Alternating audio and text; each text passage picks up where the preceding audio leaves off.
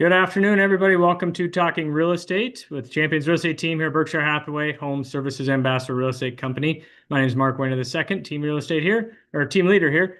Joining me today is Russ Williams. We talk about everything real estate on Wednesdays.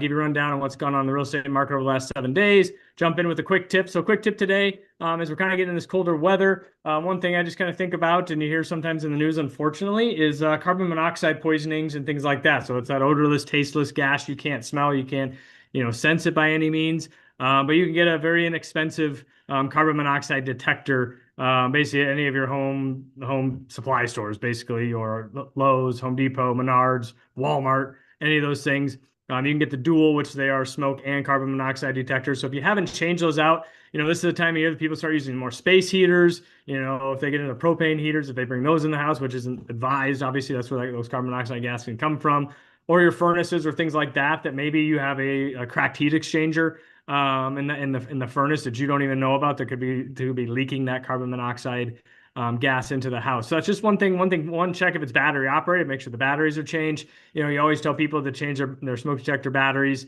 around that with daylight savings times and things like that. So, it's always a good time as the weather. I know we're kind of a little bit of a heat wave here in December. It's almost 50 degrees outside now, but as it gets colder, as we go into the colder months, that's just something to be aware of. I know in real estate, when we write the contracts, it's actually in their state laws. The sellers required to have a carbon monoxide and a smoke detector on every level. And obviously, city codes has different varying, regulations on that as well. But in our contracts, those have to be in there. So that's just something, maybe it's a stocking stuffer for your friends or things like that you can think about. It doesn't seem like a exciting gift, but is one of those that could be life savings.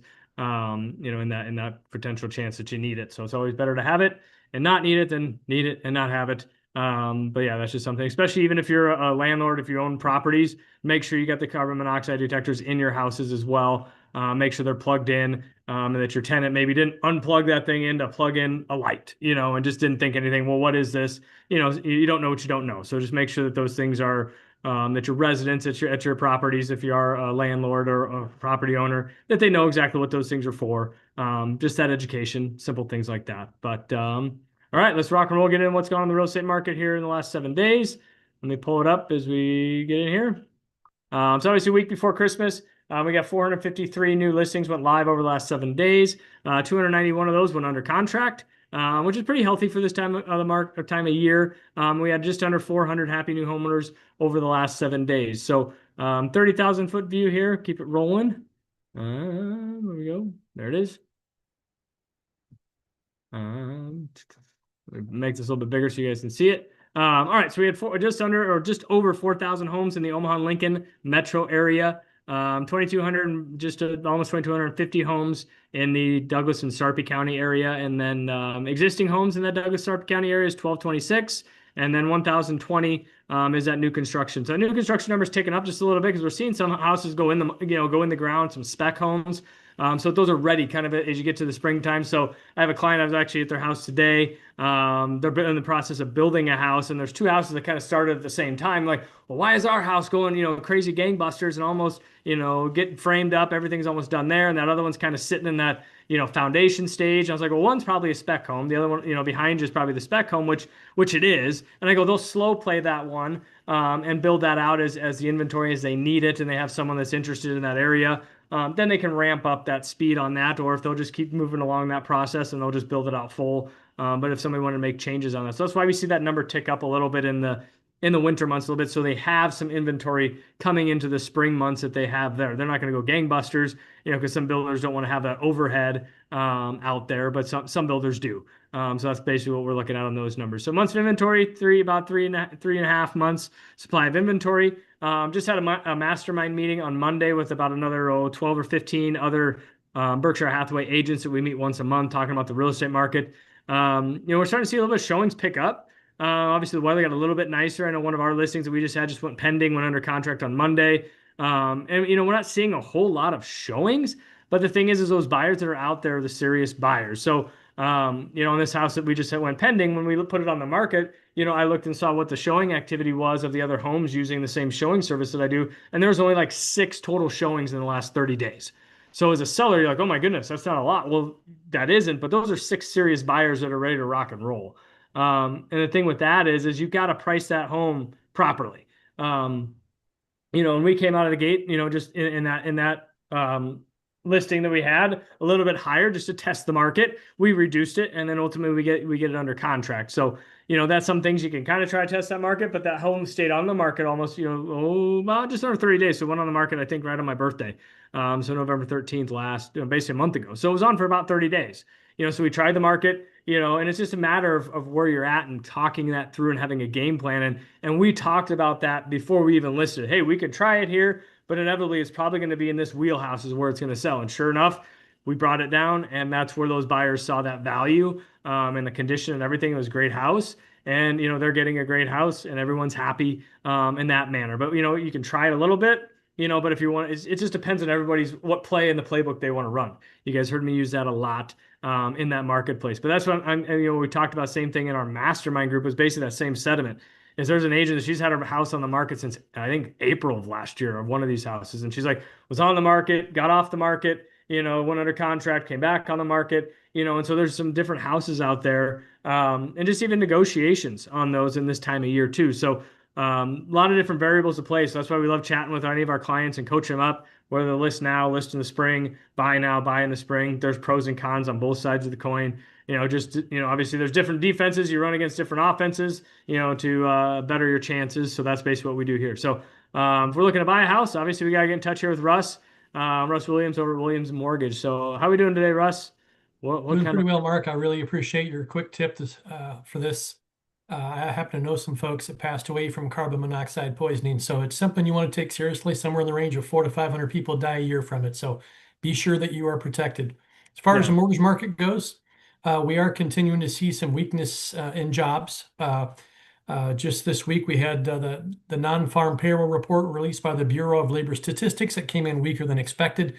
And that will be favorable for mortgage rates. Whether that trend continues is unknown. What I do know is that rates are at the best levels we've seen generally for 2025. And for those 8 buyers that Mark mentioned, this is a great time to buy a home. You have more homes to choose from, and perhaps you can get some concessions, whether it be price concessions or inspections, etc.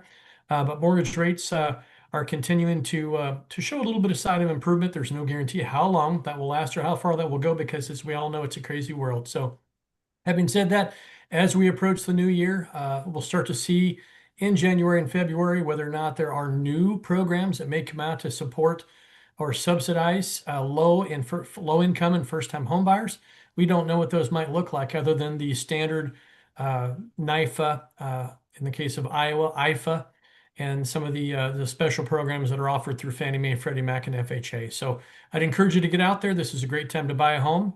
And if we do see rates come down moving into 2026, we can always refinance and right-size that rate down the road. You're going to marry the house and date the rate. Yeah, and you're potentially going to see more buyers come in the market.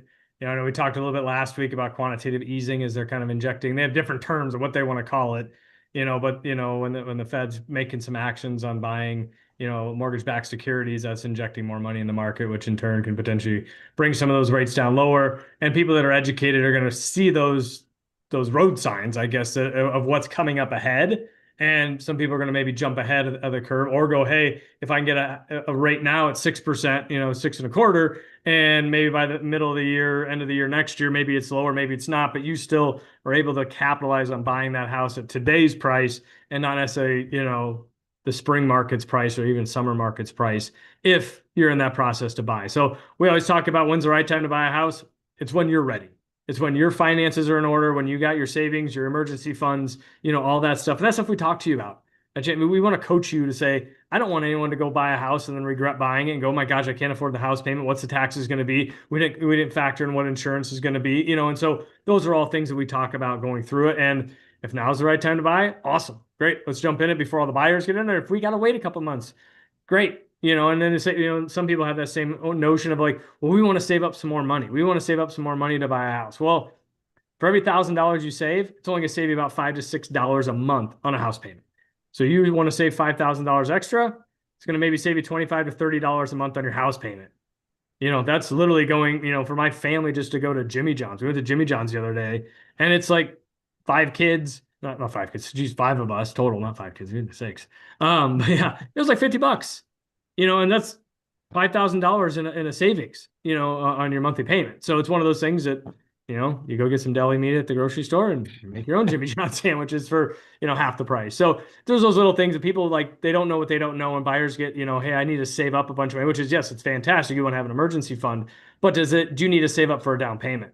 Yes, no, maybe, and those are things that we got to chat about and get you that information so that you have a better understanding. So awesome. Well, I guess next week is coming Christmas. So I guess we'll see everyone next week.